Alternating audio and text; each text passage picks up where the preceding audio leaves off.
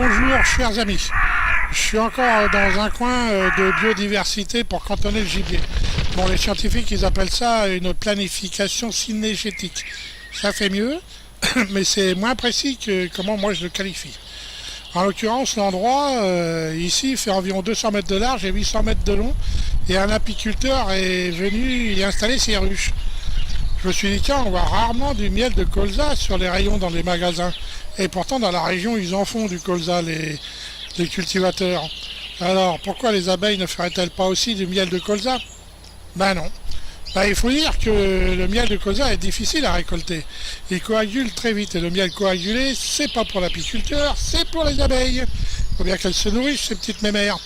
Alors, s'il veut récolter du miel de colza, l'apiculteur a intérêt de surveiller près. C'est du boulot.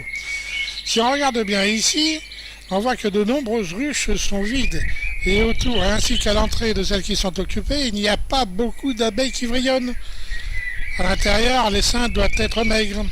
En général, une ruche est constituée d'un rez-de-chaussée, d'un étage et quelquefois d'un deuxième étage. La reine se trouve toujours au rez-de-chaussée. C'est pourquoi l'apiculteur récolte le miel par le haut.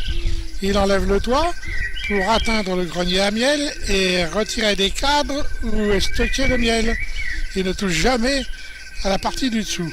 Si vous voyez ici par terre, il y a plein de boîtes sans étage et sans toit. Ce sont des ruchettes, elles servent souvent à récolter les essaims sauvages. Quand l'apiculteur voit un essaim sur une branche, il coupe la branche, il coupe toutes les branchettes qu'il y a autour, il essaye de le rentrer dans la petite ruchette. Quand c'est dedans, il secoue légèrement pour faire tomber les abeilles.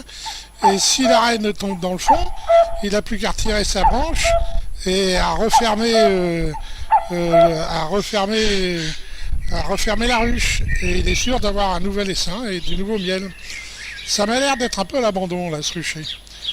Je sais qu'une abeille, pour aller butiner, peut s'éloigner d'1,6 km à 2 km de la ruche en moyenne, mais elle est capable aussi de parcourir 9 à 10 km si c'est nécessaire. Alors là, avec leurs 200 mètres de large et leurs 800 mètres de longueur d'espace de planification synégétique, ils peuvent aller se faire rhabiller, les gars. En plus, avec tout ce qu'ils déversent comme insecticides sur les cultures, les pauvres petites abeilles doivent avoir du mal à survivre. C'est peut-être pour ça qu'on ne trouve pas beaucoup de miel de colza dans les magasins. Sur ce, je vous salue, chers amis, et puis je vous dis à la prochaine vidéo. Merci de votre visite.